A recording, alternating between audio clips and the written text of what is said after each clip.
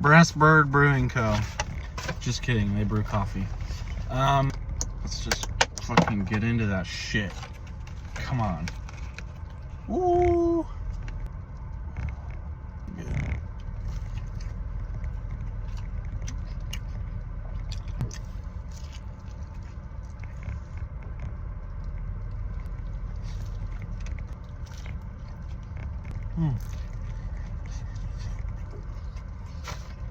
Dankosaurus Rex.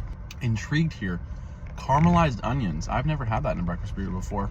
Mixing with the bacon creates this sort of just sweet, simultaneously with the rest of the things, savory. The texture's crunchy. I am enjoying this. However, the caramelized onions are carrying a lot of the load. Like, there isn't a ton of more flavor otherwise.